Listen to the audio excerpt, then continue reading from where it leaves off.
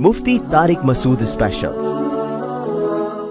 یہ بھی ذرا حیا کے خلاف مسئلہ ہے، لیکن شادی شدہ لوگ بہت زیادہ پوچھتے ہیں تو میں بیان کر دیتا ہوں۔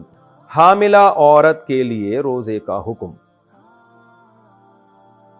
اچھا بھائی، حاملہ عورت کو اگر روزہ مشکل لگ رہا ہو تو وہ روزہ رکھے گی یا نہیں؟ اگر وہ روزہ رکھے اور پھر صبح 10 بجے کے قریب روزہ توڑ دے تو اس پر قضا لازم ہے یا کفارہ؟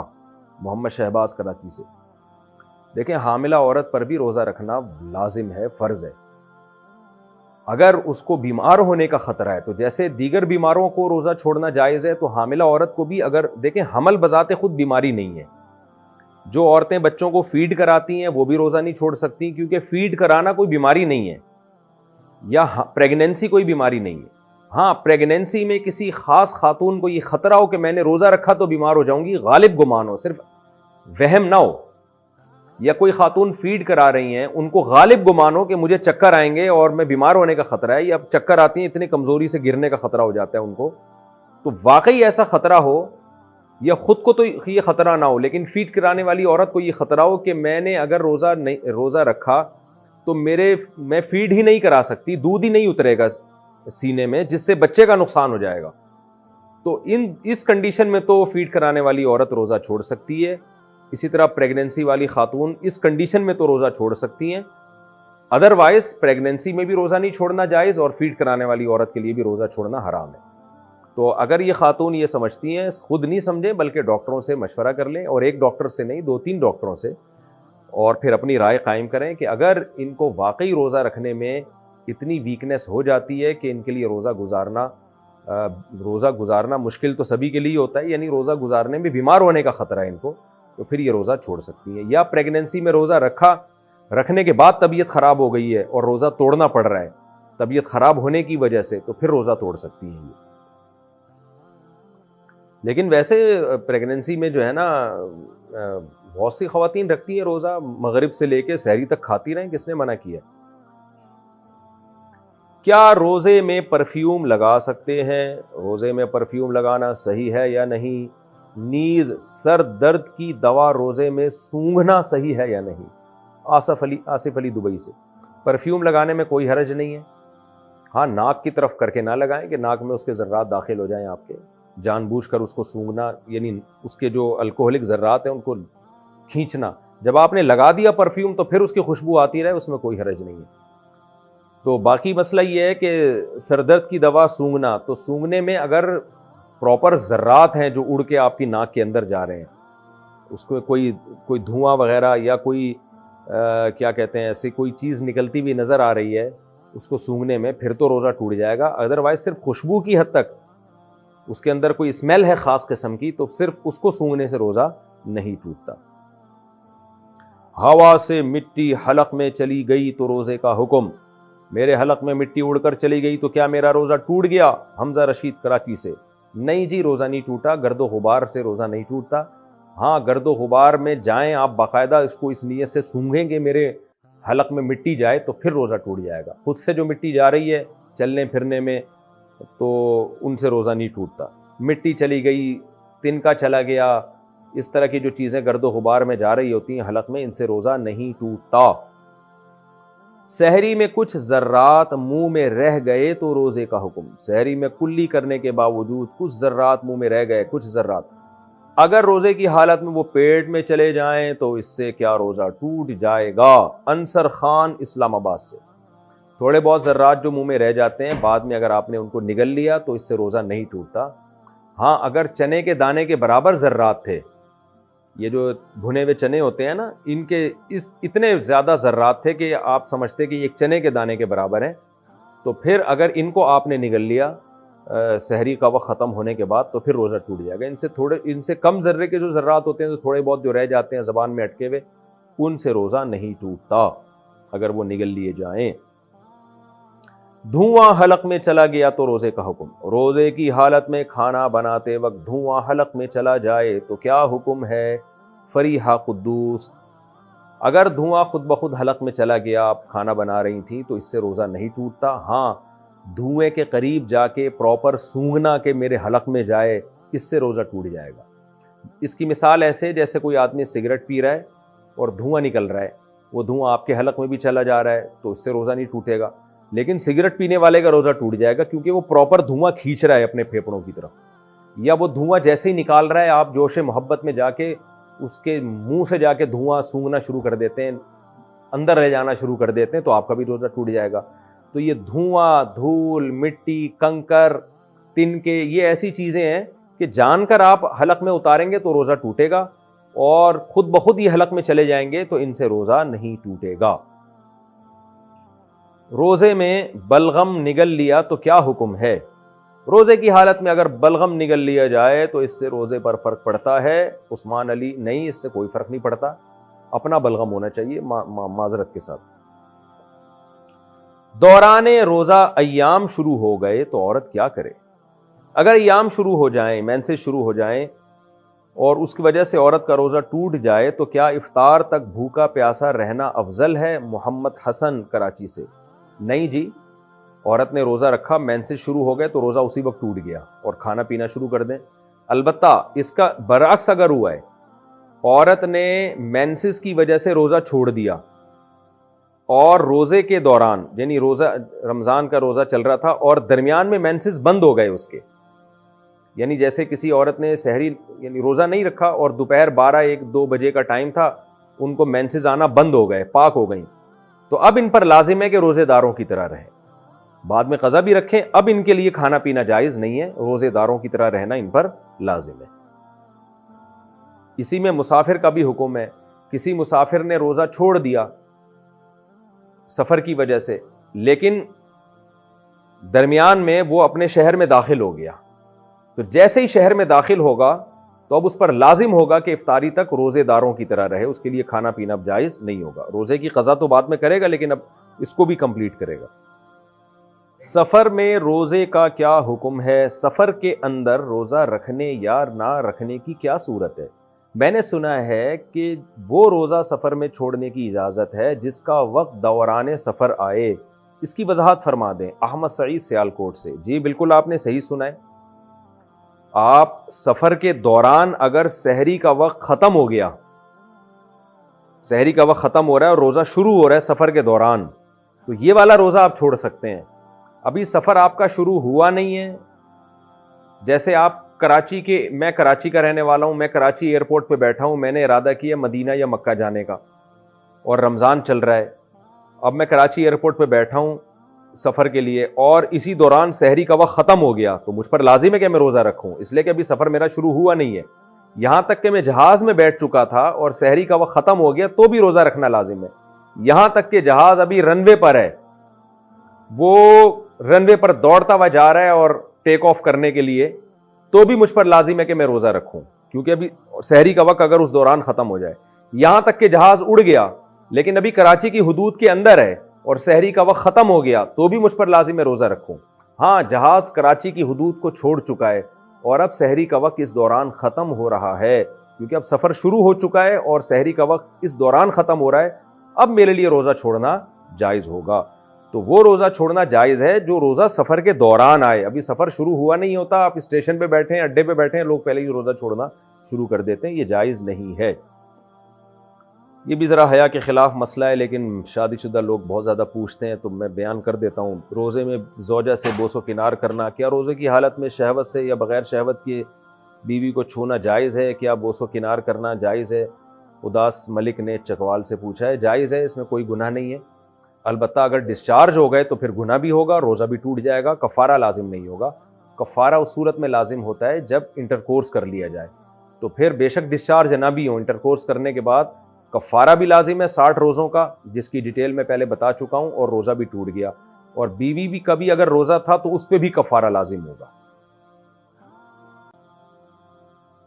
بھوک کی وجہ سے روزہ توڑنا، بعض لوگوں کو روزے کی حالت میں بھوک کی شدت سے معدے میں شدید درد ہو جاتا ہے یا بھوک ناقابل برداشت ہو جاتی ہے، ان کے لیے روزہ چھوڑنا یا توڑنے کا ایک حکم بیان فرما دیں۔ نعیم شاکر ملتان سے: دیکھو، بھوک کی شدت سے اگر معدے میں واقعی درد، تکلیف اور درد شروع ہو گیا ہے تو درد ہونا ایک بیماری ہے، اس درد کو ختم کرنے کے لیے وہ روزہ توڑ سکتے ہیں۔ لیکن بھوک کی شدت برداشت نہیں ہو رہی، یہ کوئی بیماری نہیں ہے، یہ تو روزے کا لازمی جزو ہے. کتنی ہی شدت ہو، کتنا ہی ناقابل برداشت ہو جائے، روزہ کمپلیٹ کرنا پڑے گا اس کو، کیونکہ روزے کا تو حصہ ہے بھوک اور پیاس کا لگنا. کم ہمت لوگ ان سے برداشت نہیں ہو پاتا، وہ روزہ توڑ دیتے ہیں تو شریعت ان کو حکم دیتی ہے کہ 60 روزوں کا کفارہ ادا کرو.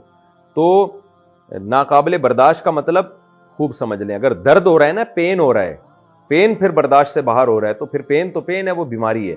لیکن اگر صرف روزہ بھوک کی شدت برداشت نہیں ہو رہی تو پھر یہ کوئی شرعی عذر نہیں ہے، اس میں آپ روزہ نہیں توڑ سکتے، روزہ آپ کو کمپلیٹ کرنا پڑے گا. ہاں، ناقابل برداشت بھوک سے آپ کے مرنے کا خطرہ خدا نخواستہ ہو گیا ہے، بے ہوش ہونے کا خطرہ ہو گیا ہے، بیمار ہونے کا خطرہ ہو گیا، تو ایک الگ بات ہے، بیماری میں روزہ توڑا جا سکتا ہے.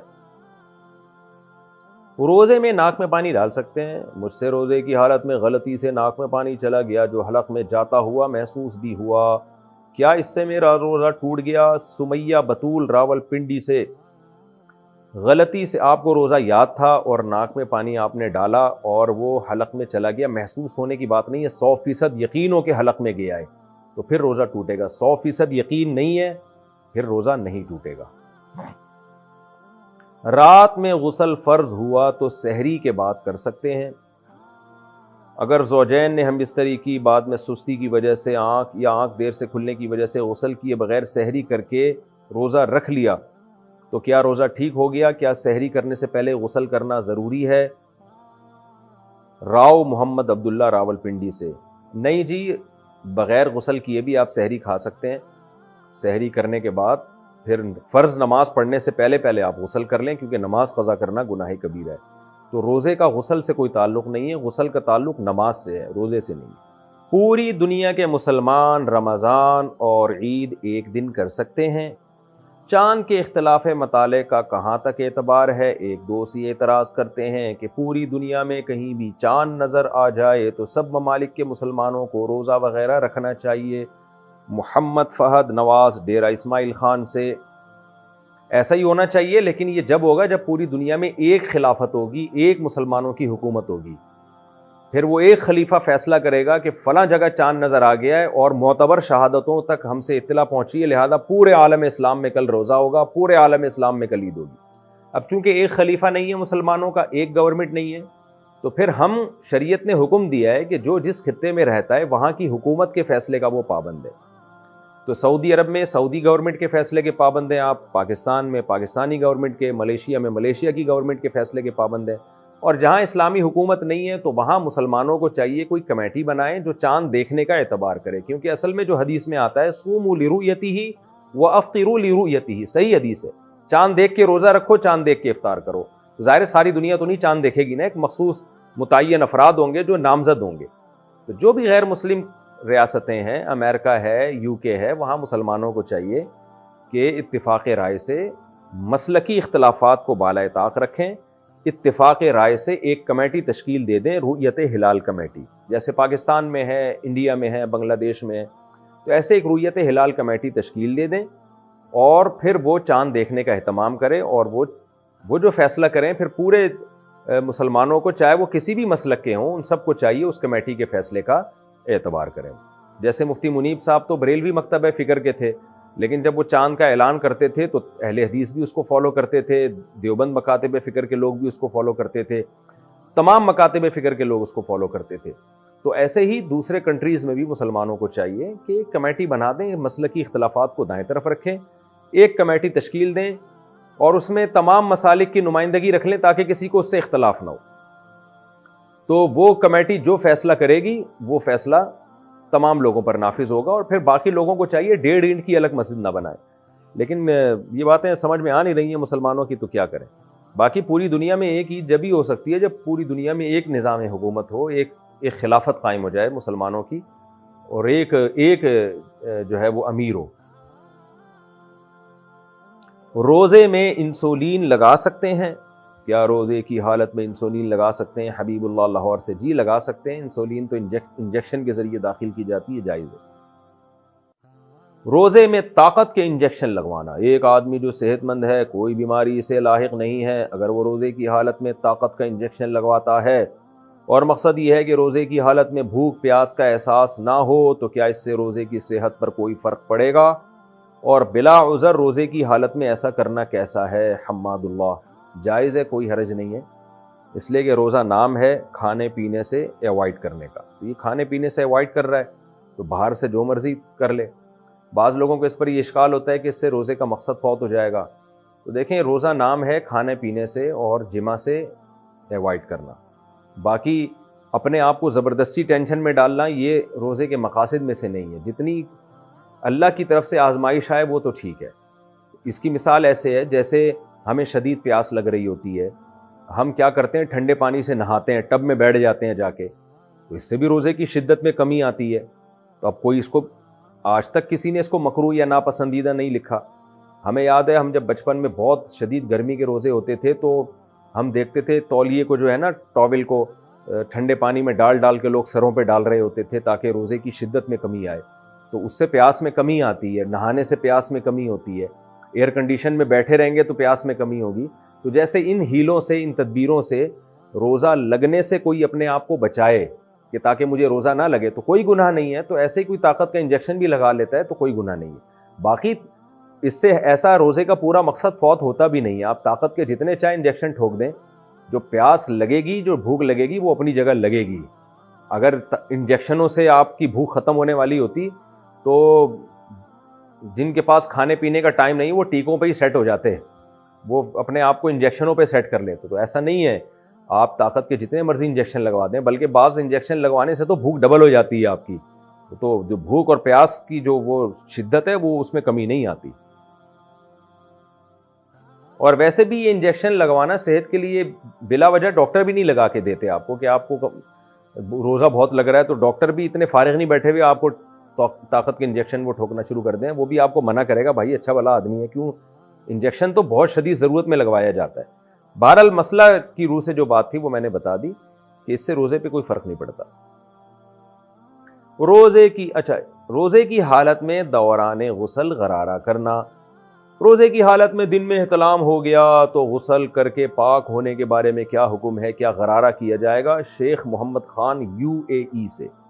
اگر روزے میں احتلام ہو گیا ہے تو دیکھیں غسل کرنے میں غرارہ پھر بھی نہ کریں، لیکن منہ بھر کے قلی کریں، منہ اچھی طرح بھر کے، نہ تاکہ فرض قلی ہو جائے اور جو منہ میں پانی جہاں تک پہنچانا واجب ہے وہ پہنچ جائے۔ غرارہ نہ کریں کیونکہ اس میں خطرہ ہوتا ہے کہ پانی حلق میں نہ اتر جائے۔ اگر سوئمنگ پول میں نہاتے ہوئے بغیر ارادے کے حلق میں پانی چلا گیا تو کیا حکم ہے؟ زبیر المعتصم KPK سے۔ روزے میں آپ سوئمنگ پول میں نہ نہائیں تو اچھا ہے، نہا تو سکتے ہیں، اگر منہ کو آپ پانی سے بچا کے رکھیں اور ناک اور منہ کے اندر حلق میں پانی نہ جائے تو روزہ نہیں ٹوٹے گا آپ کا، سوئمنگ پول میں آپ نہاتے رہیں، لیکن ایک ٹینشن والا کام ہے، سوئمنگ پول میں نہا کے آپ کی بہت زیادہ انرجی سرو ہوتی ہے، اس سے روزہ لگنے کا بہت سا خطرہ ہوتا ہے۔ روزے میں کوئی ایسا کام کرنا جس سے آپ کو بہت زیادہ روزہ لگنے لگے، یہ مکروہ ناپسندیدہ عمل ہے، کیوں اپنے آپ کو انسان اتنی ٹینشن میں ڈالے؟ بہرحال اگر KPK سے آپ کا تعلق ہے اور جیسے کہ آپ نے لکھا ہے اور وہاں ٹھنڈ بھی ہوتی ہے تو آپ کو سوئمنگ پول میں نہانے سے کچھ بھی نہیں ہوتا، یا عصر کے بعد نہا رہے ہیں تو نہا سکتے ہیں۔ پانی اگر غلطی سے پیٹ کے اندر چلا گیا یعنی حلق میں چلا گیا تو روزہ ٹوٹ جائے گا۔ خوب سمجھ لیں، حدیث میں آتا ہے بھولے سے کھانے پینے سے روزہ نہیں ٹوٹتا، غلطی سے کھانے پینے سے ٹوٹتا ہے، نہیں ایسی کوئی حدیث نہیں ہے۔ غلطی سے کھانا پینا الگ چیز ہے، بھولے سے کھانا پینا الگ چیز ہے۔ بھولے کا مطلب یہ ہے کہ آپ کو روزہ یاد ہی نہیں تھا اور آپ نے کھانا کھا لیا تو اس سے روزہ نہیں ٹوٹتا۔ غلطی کا مطلب یہ کہ روزہ آپ کو یاد ہے لیکن آپ نے بے احتیاطی کی، اس بے احتیاطی میں پانی حلق میں چلا گیا۔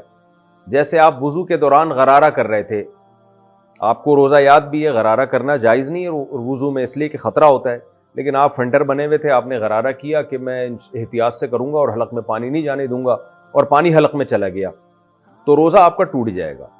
اسی طرح سوئمنگ پول میں نہا رہے تھے یا ویسے ہی شاور لے رہے تھے آپ اور پانی غلطی سے آپ کے حلق میں چلا گیا، روزہ آپ کو یاد ہے اور غلطی سے پانی حلق میں چلا گیا تو آپ کا روزہ ٹوٹ جائے گا، لیکن 60 روزوں کا کفارہ لازم نہیں ہوگا کیونکہ آپ نے جان کر نہیں پیا۔ کفارہ اس وقت ہوتا ہے جب رمضان کا روزہ آپ جان بوجھ کر بغیر کسی شرعی عذر کے توڑیں، تو پھر 60 روزوں کا کفارہ لازم ہوتا ہے۔